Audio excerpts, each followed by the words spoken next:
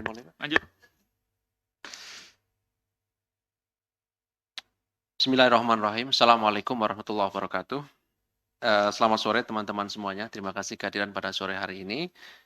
Bagaimana sudah disampaikan pada Jumat lalu bahwa kami akan menyampaikan update dari kegiatan tangkap tangan di Sidoarjo, Jawa Timur yang sudah KPK lakukan dan tentu melalui proses-proses panjang, melalui mekanisme analisis yang mendalam. Maka hari ini kami akan menyampaikan perkembangan dari penanganan dugaan korupsi dimaksud. Hadir sore hari ini pimpinan Pak Nurul Gufron, dan seperti biasa nanti kami tunjukkan barang bukti setelah dibacakan poin-poin konstruksi perkara ini secara utuh dan lengkap, dan juga setelahnya diberi kesempatan juga pada teman-teman untuk bertanya dan kita fokuskan terkait dengan penanganan perkara dari kegiatan tangkap tangan ini. Baik, kami silakan Pak Nurul Gufron untuk membacakan beberapa poin perkembangan dari kegiatan tangkap tangan di Sidoarjo, Jawa Timur dimaksud. Terima kasih Mas Ali. Bismillahirrahmanirrahim. Assalamualaikum warahmatullahi wabarakatuh.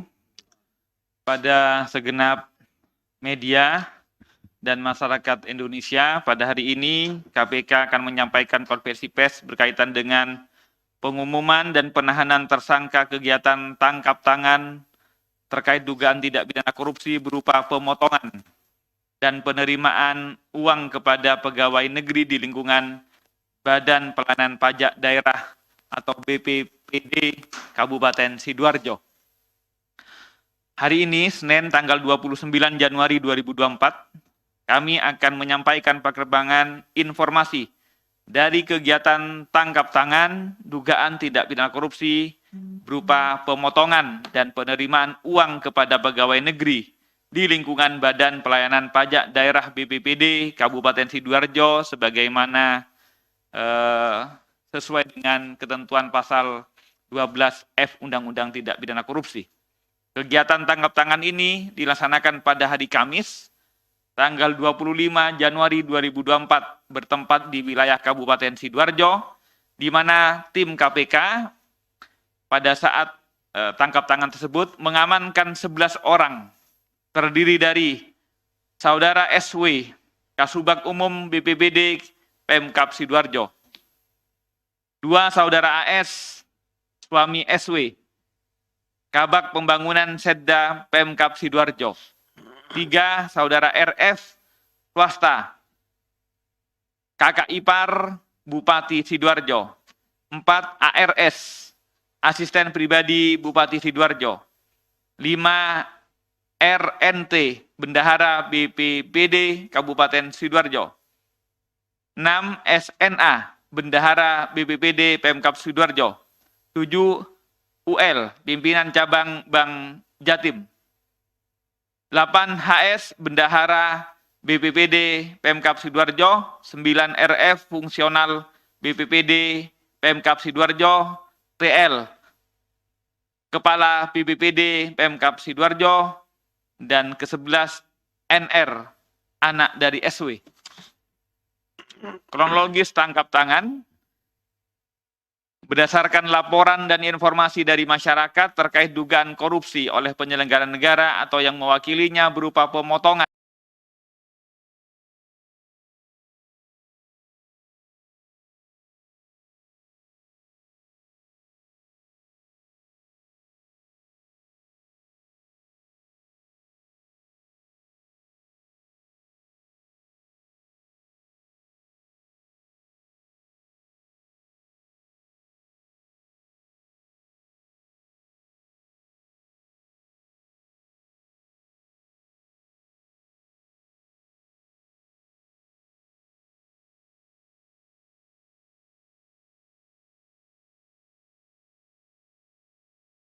pihak-pihak dan kemudian juga mengamankan sejumlah uang.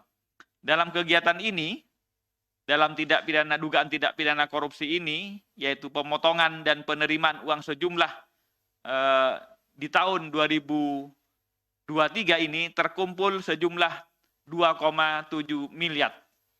Dan diduga kejadian ini bukan hanya tahun 2023, juga di tahun 2022, 2021 juga begitu.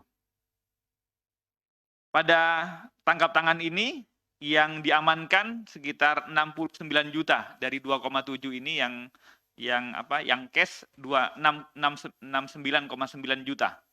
Kemudian para pihak yang diamankan berikut barang buktinya dibawa ke Jakarta ke gedung KPK.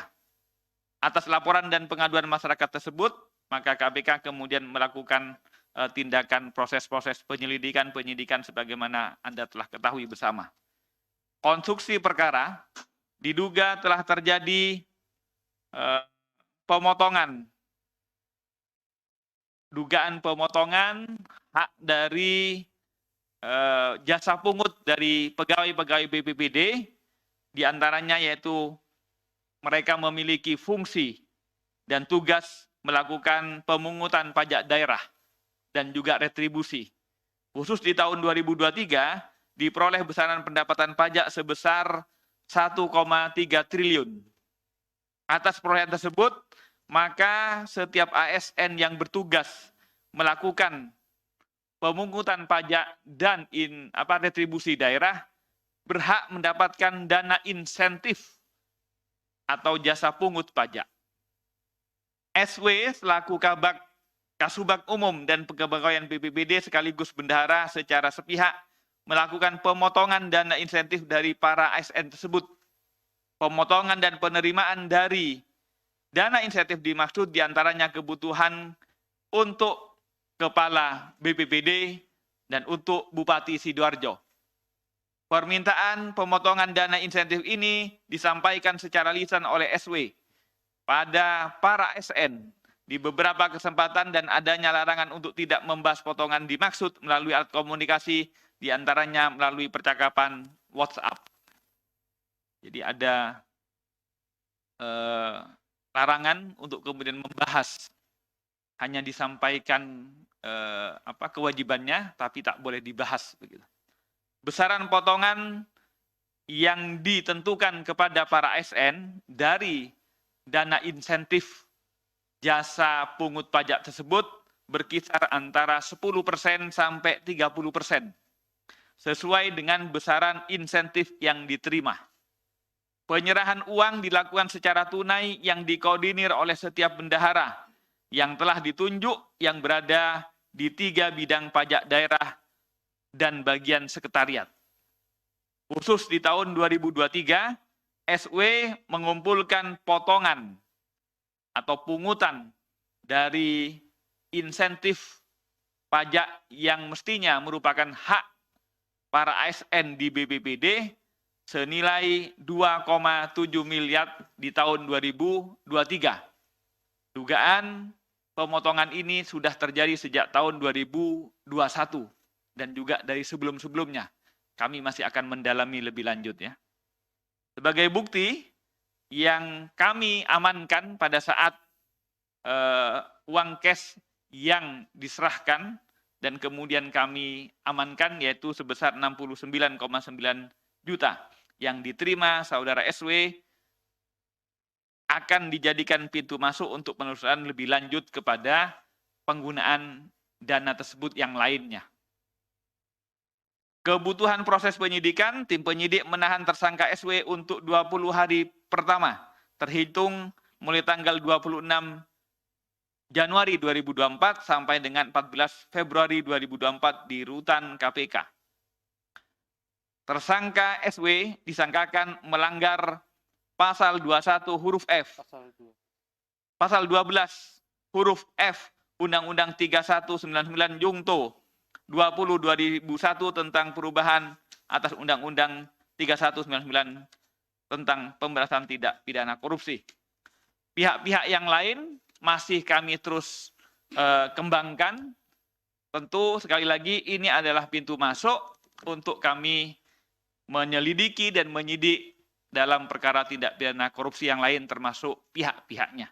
Demikian yang dapat kami sampaikan. Terima kasih. Saya kembalikan ke Mas Ali Fikri. Wassalamualaikum warahmatullahi wabarakatuh. Waalaikumsalam warahmatullahi wabarakatuh. Baik, terima kasih Pak Nurul Gufron yang sudah menyampaikan perkembangan dari kegiatan tangkap tangan di Sidoarjo, Jawa Timur. Ada satu orang yang ditetapkan sebagai tersangka yaitu SW, Kasubag Umum dan Kepegawaian BPPD Kabupaten Sidoarjo dan dilakukan penahanan sampai nanti 14 Februari 2024 di Rutan Cabang KPK. Berikutnya kami tunjukkan barang bukti lebih dahulu sebelum teman-teman diberi kesempatan untuk bertanya.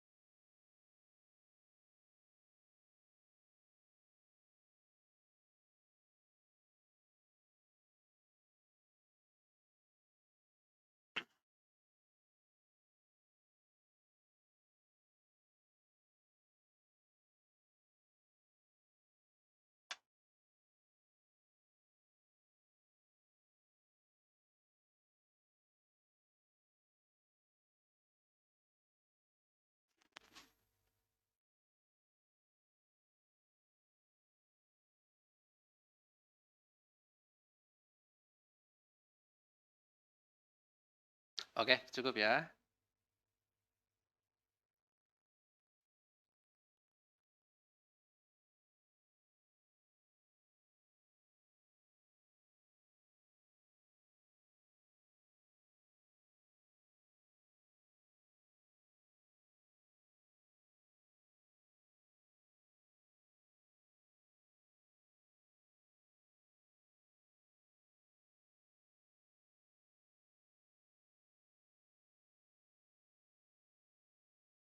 Baik, terima kasih. Silakan dengan menanya. Oke, di sebelah kanan saya, di belakang. Oke, sebelah sini dulu ya, baru Mas Jamal. Mas Rian, Mas Jamal, Mas Niam tadi ya, baru Edi dan ke kiri. Ya, Silakan, Mas. selamat Langsung, Mas. sore Pak Wakil Ketua, Pak Nurul Gufron, Mas Ali. Perkenalkan saya Rian dari CNN Indonesia, Pak.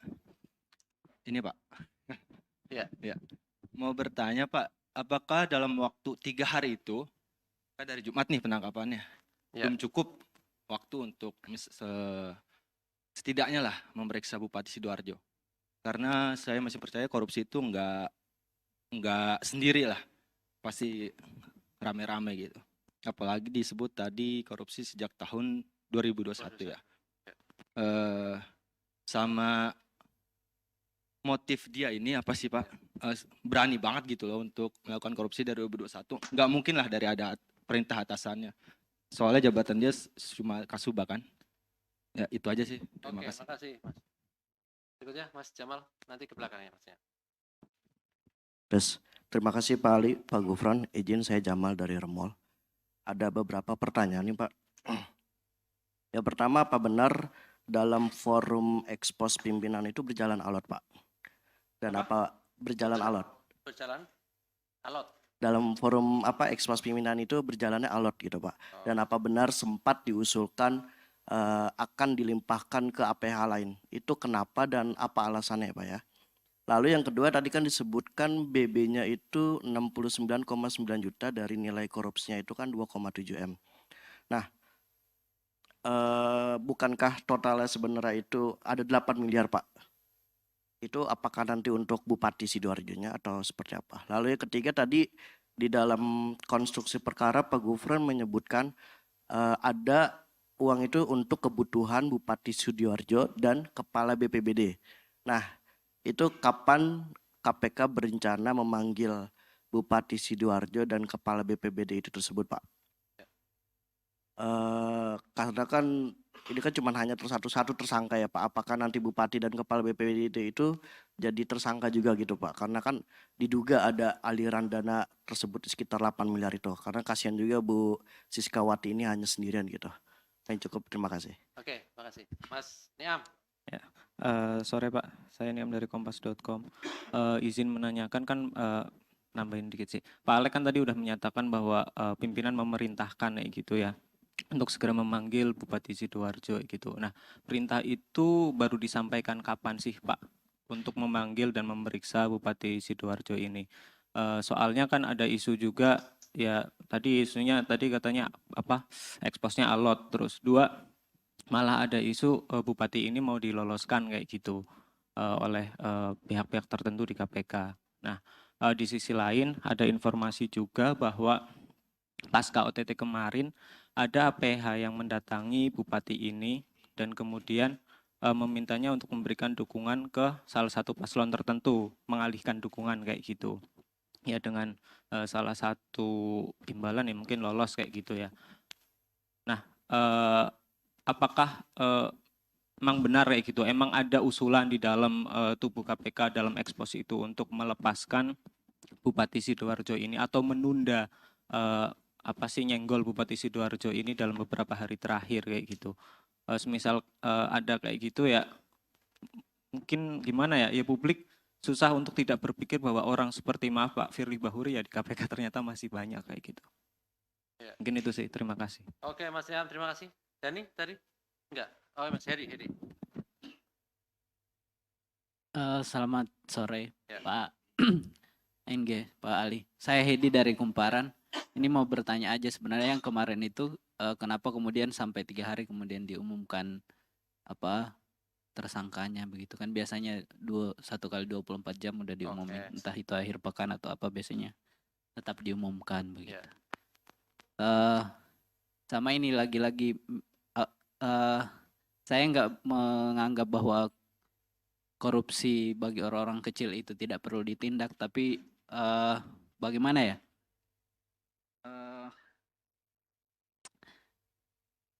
Orang akan melihat bahwa KPK itu masyarakat selalu berharap bahwa KPK itu akan menindak yang lebih besar dibanding sekedar orang-orang di daerah begitu, apalagi sekelas Kasubag begitu, meskipun ya nilai yang dikorupsi itu banyak juga. Cuman bayangannya jadi kan beberapa kali sempat kalau kita bicara soal pendanaan segala macam penindakan itu kayak salah satu keluhannya KPK itu dia tidak terlalu banyak pendanaan dana dalam melakukan penindakan gitu. Nah, daripada buang-buang dana penindakan untuk misalkan kasus yang agak kecil, kenapa tidak kalau yang ada yang besar yang lebih besar begitu. Oke. Itu sih Ya. sama alasannya tadi itu ya menebalkan pertanyaan Bang Rian tadi. Itu kan tadi ada beberapa keluarganya bupati juga ya yang dipanggil itu ya. Yang saya sempat diamankan begitu. Nah, itu kenapa kemudian mereka diamankan dan kenapa kemudian apa yang dicari dari bupatinya itu sehingga keluarganya juga diamankan. Kasih sebelah sini tadi. Oke, silakan, Pak. Sore Pak, saya Mutia dari Oh, Tempo. Mutia. Oke. Pak, tadi kan ada 11 orang ya yang di OTT gitu. Ya. Nah, kenapa cuma 1 tersangka? Nah, selebihnya itu kemana dan saat ini keberadaannya di Jakarta kah atau sudah kembali ke tempat daerah asal? Oke. Dan sejauh mana pemeriksaan terhadap OTT itu? Yang Ya. ke-11 itu. Oke. Terima kasih, Mbak Mutia. Cukup? Cukup ya. Cukup ya. Cukup makin. Baik, terima kasih. Silakan, Pak. Terima kasih. Dari CNN sampai ke Mbak Mutia. Pertanyaannya, apa tidak cukup waktu untuk menemukan bupati sehingga kemudian termasuk ini saya menjawab dari Kumparan kok biasanya 1 kali 24 jam ini kok sampai lebih. Salah satunya karena itu juga. Salah satunya karena kita sebenarnya sedang berusaha untuk melengkapi bukan hanya buktinya tapi juga melengkapi pihak-pihak yang semestinya turut dipertanggungjawabkan dalam kasus ini. Dan bukan hanya saudara SK ini, SW ini yang harus dipertanggungjawabkan. Karena itu, jadi boleh jadi kami tangkap 1 hari ataupun 1 waktu tertentu, dan kemudian dilengkapi 1 kali 24 jam pihak-pihak yang lain.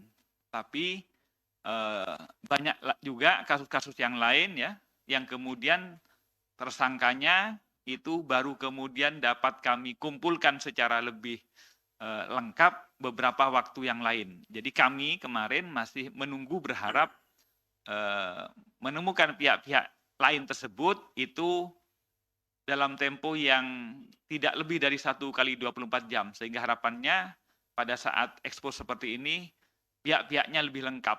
Nah, tapi karena belum, karena itu akhirnya kami update lebih dahulu kasus ini, tentu dengan komitmen bahwa pihak-pihak yang lain tersebut akan kami terus lakukan prosedur hukum sebagaimana mestinya ya. Kami panggil 1 sampai 2 kali, panggilan ketiga tentu dengan upaya penjemputan paksa. Itu tentang tidak cukupkah waktu. Kedua, berkaitan dengan apakah ekspos berjalan alot? Setiap ekspos itu tidak sederhana. Maka semuanya kemudian pasti ada banyak hal-hal baik teknis hukum maupun strategi penegakannya yang kami perdebatkan. Jadi bahwa ekspos alot rata-rata alot, tidak ada yang tidak alot, termasuk yang ini begitu. Kenyal. Apakah ada wacana akan dilimpah? Salah satunya yang diperdebatkan. Jadi karena nilainya dianggap masih kecil, tapi kita selalu mengatakan bahwa pada saat tangkap tangan itu pasti kemudian yang cash itu kecil, tapi ketika kita masuk pasti kemudian dapat yang lain.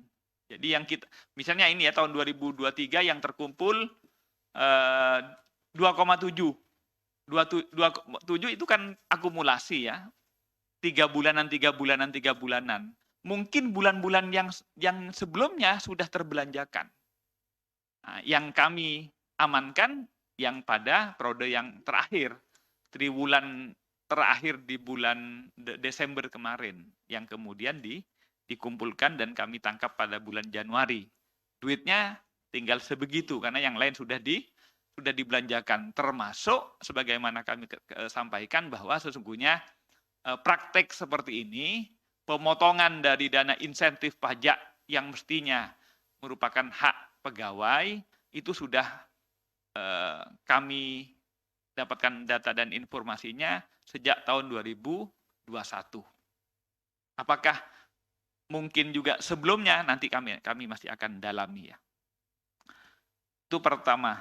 Yang kedua, apakah Bupati dan juga Kepala BPPD akan diperiksa dan akan kemudian kami jadikan pihak yang sebagai bertanggung jawab secara pidana? Sekali lagi, kami sedang mendalami dan terus berusaha untuk kemudian memanggil yang bersangkutan untuk kami klarifikasi. Ini kan masih yang tertangkap tangan, dan pada hari H itu sesungguhnya kami juga sudah langsung secara simultan melakukan proses berupaya untuk menemukan yang bersangkutan di hari-hari dari Kamis sampai Jumat tersebut.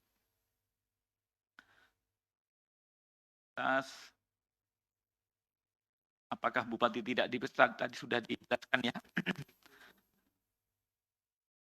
Ada 11 orang tersangka, kok hanya 1. Jadi yang ditangkap atau diamankan dan dibawa ke KPK tentu adalah orang-orang yang memiliki informasi ataupun dapat menerangkan tentang kejadian tersebut. Tetapi kami kemudian akan memfilter, menyeleksi apakah yang tahu, yang memiliki informasi dan data tersebut adalah pelakunya. Kalau tidak pelakunya, tentu kami kemudian kembalikan atau kami bebaskan untuk kembali ke rumah masing-masing. Tetapi dengan catatan, kalau kemudian di kemudian hari kami menemukan data dan kemudian juga keterangan dan bukti-bukti yang lain bahwa ternyata mereka juga turut serta, tentu kami akan lakukan pengembangan kepada pihak-pihak tersebut. Sekali lagi, mengapa KPK kok basisnya seperti kecil-kecil gitu ya, dan kemudian kok mengapa tidak mengefektifkan ataupun menyasar kepada objek-objek yang besar. KPK ada 2 jenis ya tindak pidana korupsi. Pasal 2, pasal 3 itu berkaitan dengan kerugian negara, itu yang kemudian KN-nya besar-besar. Ya seperti kasus-kasus seperti kemarin ya di mana? Di Pertamina, itu tentu kemudian ratusan miliar atau lebih gitu ya. Tapi kalau kasusnya pasal 5, pasal 7, pasal 13, pasal 12 ya gratis dan lain-lain, memang kemudian nilainya kecil. Tetapi sesungguhnya daya rusaknya itu sama.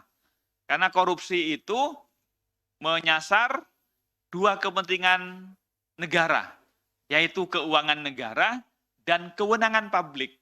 Jadi misalnya ya, ada kasus tersebut mestinya seseorang tersebut menjadi tersangka, tapi dengan suap menjadi tidak tersangka, ini kemudian menimbulkan apa? Ketidakadilan. Ketidakadilan ini kerugian bagi negara lebih besar dari uang bertriliun-triliun. Karena apa? Karena salah satu tujuan kita bernegara adalah memberikan keadilan. Nah, ini yang penting yang perlu dipahami oleh masyarakat, bahwa korupsi dimensinya bukan hanya melindungi keuangan negara agar tidak dikorup, tapi yang penting juga adalah kewenangan publik agar tidak dikorup. Kewenangan publik itu yang mestinya masyarakat berhak memiliki keadilan, kemudian tidak adil. Yang mestinya masyarakat sama di hadapan hukum menjadi tidak sama, di hadapan pemerintahan mestinya sama, tidak sama. Nah, ukuran yang begini ini, kerugian-kerugiannya, kerugian kewenangan publik yang dikorup sesungguhnya lebih dahsyat, lebih kemudian memunculkan apatis dan demotivasi dari masyarakat untuk bayar pajak, untuk bayar retribusi dan lain-lain. Itu yang mohon dipahami. KPK komitmen pada dua hal tersebut, untuk melindungi keuangan negara dan melindungi kewenangan publik agar tidak dikorupsi. Saya kira itu yang hal-hal yang dapat kami sampaikan dari pertanyaan. Yang tadi sudah jawab.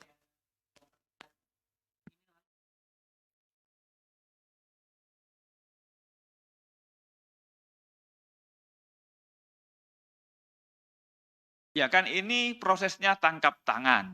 Maka yang tangkap tangan itu yang kedapatan dulu. Bahwa kemudian pihak-pihak yang lain itu tentu kami akan kembangkan. Kami sudah sampaikan tadi bahwa di awal dipungut oleh yang bersangkutan, tapi peruntukannya diuntukkan atau digunakan oleh kepala BPPD dan bupati. Tentu kepada dua orang ini nanti kami akan konfirmasi. Terima kasih. Baik. Izin satu.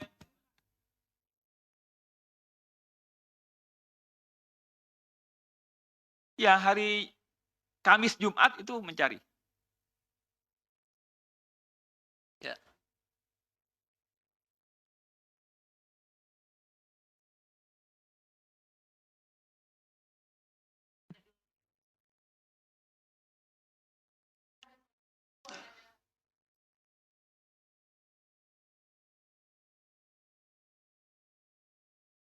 Oh, tentang itu ya. Sekali lagi, KPK itu basisnya data atau bukti hukum. Kami tak tahu tentang 00 itu. Itu pertama. Yang kedua, tak benar dan tidak saya pastikan tidak benar bahwa pada saat hari H itu menunggu surat perintah penangkapan. Tidak ada. Kalau tangkap tangan, jangankan petugas, Anda pun melihat orang melakukan tindak pidana, termasuk korupsi, itu bisa langsung ditangkap. Nggak perlu ada surat perintah penangkapan. Ya. Tidak ada. Jadi kami sudah mengeluarkan sprint lidik. Artinya bertugas untuk melakukan penyelidikan. Penyelidikan di dalamnya termasuk kewenangan untuk menangkap kalau ada peristiwa tangkap tangan. Peristiwa pada kejadian atau sesaat setelah kejadian siapapun, apalagi petugas KPK yang dilandasi sprint lidik. Anda pun kalau ketemu ngelihat ASN menerima ataupun korupsi bisa langsung tangkap, tapi serahkan kepada penegak hukum. Jadi tidak ada permohonan penangkapan, tidak ada ya.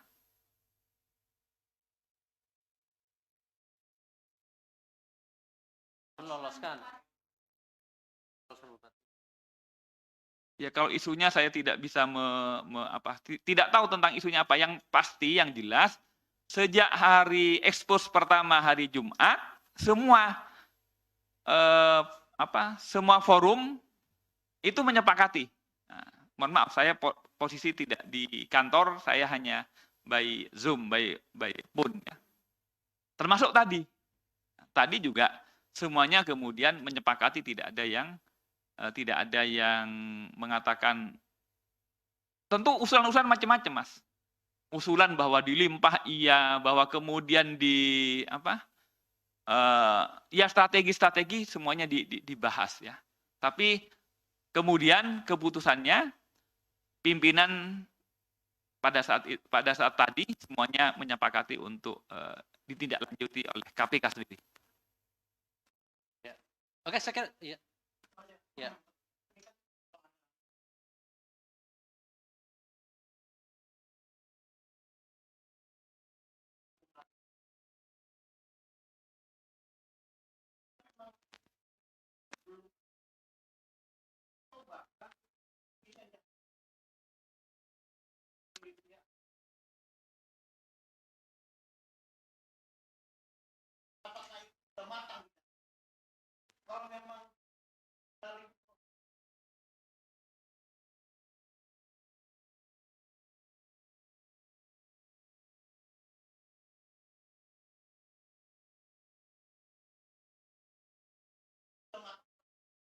Ini kayaknya pertanyaannya dari Gus Mario ini. Anggota Gus-Gus ini. IGGI. Jadi sekali lagi secara teknis pada hari Kamis sampai Jumat itu kami sudah melakukan secara simultan mencari yang bersangkutan. Jadi tidak benar kalau kemudian jeda sampai 4 hari ini ya dari Kamis ya. Sebenarnya Jumat baru laporannya. Itu adalah kami menghindari ataupun kemudian mau mempetieskan atau apapun. Jadi tidak ada itu. Itu yang pertama ya, bahwa kemudian setelah kami tidak menemukan yang bersangkutan pada hari hari penangkapan, tentu kami kemudian akan melakukan prosedur hukum, yaitu pemanggilan kepada yang bersangkutan sesuai proses penyidikan. Begitu. Ya.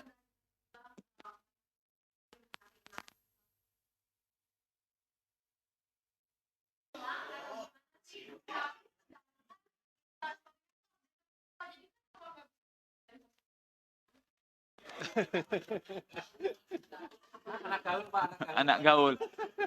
Kan kadang Instagram ataupun akun sosmednya itu kan yang menghandle bukan yang bersangkutan. Nah, jadi sekali lagi secara teknis ya, hal-hal kendala dan lain-lain tentu kami tidak perlu kami sampaikan. Sekali lagi yang jelas KPK berkomitmen untuk menuntaskan perkara ini kepada siapapun yang bertanggung jawab sebagai pelaku dalam tindak pidana korupsi ini, termasuk kepada yang saya sebutkan tadi di awal. Kan sudah jelas kan dari awal kami sampaikan bahwa ini dilakukan modusnya adalah pemotongan. Apa yang dipotong? Jasa, upah, pungut pajak, dan distribusi daerah. Dikumpulkan oleh yang bersangkutan, kemudian digunakan oleh Kepala BPBD dan Bupati. Nah, tentu kemudian itu adalah tugas kami selanjutnya untuk kemudian memproses secara hukum jika pada hari H kami tidak dapat melakukan penangkapan kepada yang bersangkutan. Tentu melalui proses pemanggilan sebagaimana lazimnya. Oke? Baik, Cukup ya? Cukup ya teman-teman ya, saya kira. Oh ya, silakan. Terakhir ya Mas ya. Hah?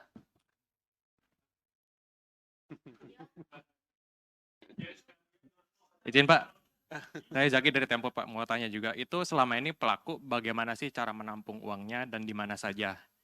Kemudian pembagiannya itu apakah ada jangka waktu tertentu, sebulan sekali, 2 bulan sekali, dan 3 bulan sekali? Kemudian tadi itu kan ada disebutkan orang bank ya, ada bankir yang ditangkap juga. Itu perannya sebagai apa sih? Oh ya, uangnya itu apakah juga ada sempat penampungan di bank juga? Begitu, terima kasih. Bagaimana saya juga tadi jelaskan, metode pengumpulannya, jasa insentif itu kan diterbitkan setahun itu 4 kali per triwulanan. Tiap 3 bulan ada SK. SK masing-masing ASN mendapatkan berapa. Tentu berdasarkan kinerja masing-masing kemudian ditetapkan.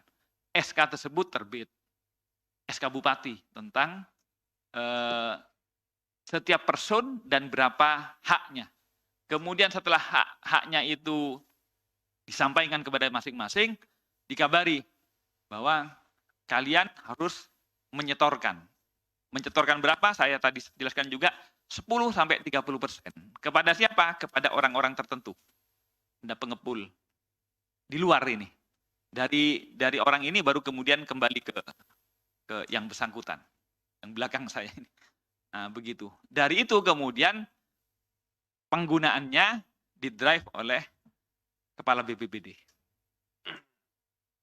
Cukup? Ya? Yang tadi bangkir itu Pak, yang tadi Ya, dia hanya penampungnya saja, ngambilnya dari situ, hanya sekedar bengker saja, bukan sebagai turut dalam tindak pidana ini. Karena kemudian nggak mungkin duit-duitnya itu kemudian di cash terus di tas atau di brankas ya, tapi kemudian di bank. Maka kemudian itu ngambilnya di bank.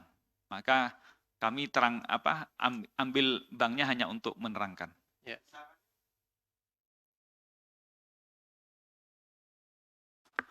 Kita belum, Anda kan paham bahwa yang bersangkutan belum kami tangkap dan belum kami periksa, karenanya lebih dalam tentang berapa banyak untuk yang bersangkutan itu setelah kami menghadirkan yang bersangkutan di KPK. Ya.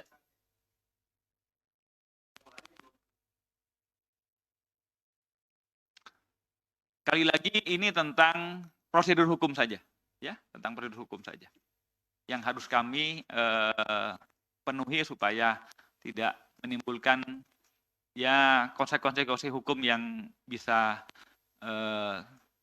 berjalannya proses ini menjadi tidak aman, misalnya di pra atau macam-macam, ya. Oke, saya kira cukup ya teman-teman ya. Cukup, makasih. Ya, sebagaimana yang sudah disampaikan sebelum ditutup tadi Pak. Jadi satu tersangka yang di Kemenaker hari ini juga dilakukan penahanan sampai 20 hari sampai nanti 17 Februari 2004 ya. Hari ini tadi itu yang KRN ya. Tentang proses penyidikannya terus berjalan. Nanti berikutnya kami akan update kembali perkembangan dari penanganan 3 orang tersangka di Kemenaker tersebut. Ya, saya kira cukup teman-teman. Kami akhiri. Assalamualaikum warahmatullahi wabarakatuh.